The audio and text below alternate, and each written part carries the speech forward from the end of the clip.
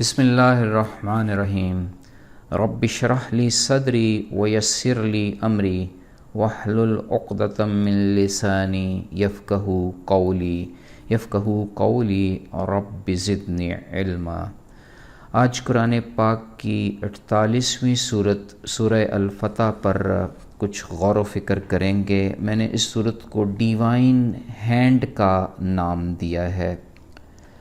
صلح حدیبیہ سے متعلق نازل ہونے والی اس مدنی سورت کی 29 آیات اور 4 رکوع ہیں۔ اس سورت کے پس منظر میں مسلمانوں کا حج پر جانا، مشرکین کا حدیبیہ کے مقام پر انہیں روکنا، پھر صلح حدیبیہ ہونا شامل ہے، جس میں 10 سال تک کے لیے فریقین کے درمیان جنگ بندی کر دی گئی، اور اس کے ساتھ ساتھ کسی بھی قبیلے کو یہ کھلی چھٹی دے دی گئی کہ وہ کسی بھی فریق کے ساتھ شامل ہو سکتا ہے۔ یہ صورت حقیقت میں مسلمانوں کی اخلاقی فتح کی طرف اشارہ کر رہی ہے۔ اس میں اہل ایمان کے لیے خوشخبری بھی ہے کہ اگر وہ سچے ہیں تو پھر دوسروں سے برتر ہیں۔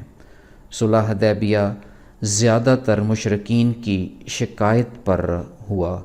کچھ اصحاب رسول اس سے مطمئن نہیں تھے۔ حدیبیہ سے واپسی پر ابھی راستہ میں ہی تھے کہ اس صورت کی یہ پہلی 5 آیات نازل ہوئیں۔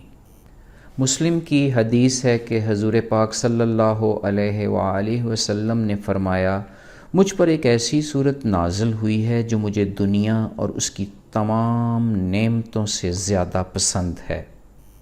معاہدہ کے مطابق لڑائی کا نہ ہونا در حقیقت دعوت کے دروازے کھلنے کی طرف پیش رفت تھی۔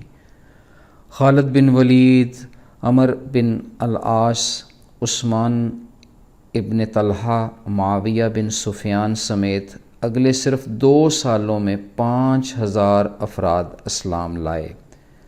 قریش کو یہود سے الگ کر دیا گیا۔ خیبر بغیر لڑے فتح ہو گیا۔ اس فتح مبین سے ایمان والوں کے ایمان میں اضافہ ہوا، دلوں میں اطمینان آ گیا۔ رب کے حکم سے کوئی ایسا کام کیا جائے جس سے دل نہ بھی راضی ہو تو اس کے شعور اور ایمان میں اضافہ ہوتا ہے۔ اللہ رب العزت نعمتوں کی تکمیل اس صورت میں فرما دیتے ہیں کہ معاف کرتے ہوئے سیدھا راستہ دکھاتے ہیں۔ اس صورت مبارک میں یہ بات واضح ہو گئی کہ جو لوگ رسول اللہ صلی اللہ علیہ وآلہ وسلم پر بیعت کرتے ہیں وہ حقیقت میں اللہ تعالیٰ پر بیعت کرتے ہیں۔ اللہ کا ہاتھ ان کے ہاتھ کے اوپر رہتا ہے، اور قانون فطرت یہ بھی ہے کہ جو خطرہ مول لے وہ نفع کا حقدار ٹھہرتا ہے۔ یوں اہل ایمان میں قوت برداشت پیدا ہو گئی، امتحان میں پورا اترنے کی صلاحیت پیدا ہو گئی، کسی قسم کی اشتعال انگیزی ان پر اثر نہ کر سکی۔ سورہ فتح میں ایک اور بھی حکمت چھپی ہوئی ہے کہ جن کو جنگ کی راہ میں مسخر نہ کیا جا سکتا ہو انہیں دعوت کی راہ میں قائل کرنا آسان ہو جاتا ہے۔ جنگ میں دشمن کو مارنے کی نسبت بہتر ربانی مصلحت یہ تھی کہ وہی لوگ مسلمان بن کر اپنی غیر معمولی صلاحیتوں کو مقصد اسلام کے لیے بروئے کار لائیں۔ جنگ کی صورت میں کچھ ایسے لوگوں کے مارے جانے کا اندیشہ بھی تھا جو ایمان لانے کے بالکل قریب پہنچ چکے تھے۔ جنگ نہ ہونے کی وجہ سے دعوت کے کام میں موافق فضا پیدا ہو جانا ایک نرالی نوعیت کی فتح تھی جو فتح مکہ کی طرف اشارہ بھی کرتی دکھائی دیتی ہے۔ ابن کثیر اور قرطبی کے مطابق فتح مکہ کے موقع پر اونٹنی پر سوار حضور اکرم صلی اللہ علیہ وآلہ وسلم نے اس صورت کی تلاوت فرمائی۔ یہ اس فتح مبین کی شکر گزاری تھی کہ آخری عمر میں آپ صلی اللہ علیہ وآلہ وسلم کا زیادہ تر وقت تسبیح، استغفار اور نماز میں گزرتا۔ اس صورت مبارک میں بیت رضوان کا بھی بڑی فراست سے تذکرہ ہے۔ حدیبیہ میں ایک درخت کے نیچے صحابہ کرام سے یہ بیعت لی گئی کہ وہ اپنا تن من دھڑ کفار سے جنگ کی صورت میں قربان کر دیں گے اور کسی بھی صورت میدان چھوڑ کر نہیں بھاگیں گے۔ اللہ نے ان صحابہ کرام کو ثابت قدمی اور سکون عطا فرمایا اور بالآخر خیبر سے حاصل ہونے والے مال غنیمت کی خوشخبری ملی۔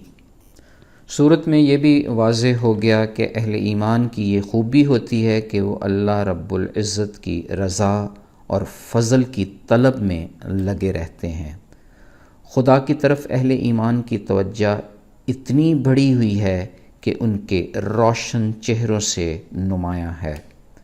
انجیل میں درج ہے کہ اسلام کی دعوت ایک ایسے پودے کی طرح ہے جو رفتہ رفتہ درخت بن جائے گا، یہاں تک کہ اس کی شان ایک ایسے درجے تک پہنچ جائے گی کہ اہل حق اس کو دیکھ کر خوش ہوں گے اور اہل باطل حسد کا شکار۔ حاصل مضمون یہ ہے کہ تخم حق جب کہیں بھی بویا جائے اس کی فصل ہر سو شباب پر پہنچتی ہے، جو محنت کرنے والے کے دل کو بھاتی ہے جبکہ حاسدین کو غم و غصہ سے جلاتی ہے۔ آج بھی اگر ہم اپنی روزمرہ زندگی میں حضور اکرم صلی اللہ علیہ وآلہ وسلم اور قرآن پاک کی دائمی سچائی پر خلوص دل سے بیعت کر لیں تو پھر دنیا اور آخرت کی ہر قسم کی نعمت کے لیے نامزد ہو جائیں گے۔ ربانی دست شفقت ہمارے سر پر ہوگا۔ زندگی کے ہر میدان میں فتح نصیب میں آئے گی۔ سب سے بڑی فتح یہ ہے کہ رب کی عنایت سے دل میں سکون کا فرشتہ آ ٹھہرے گا، ہر طرح کی معاونت کے لیے، ہر قسم کی روحانی تربیت کی خاطر۔ ایسی ہی تربیت سے صبر کرنے والوں کی، راتوں کو سجدہ ریز ہونے والوں کے چہروں کی نورانیت دمک اٹھتی ہے، روحانیت اپنی معراج پا جاتی ہے۔ فی امان اللہ، اللہ حافظ۔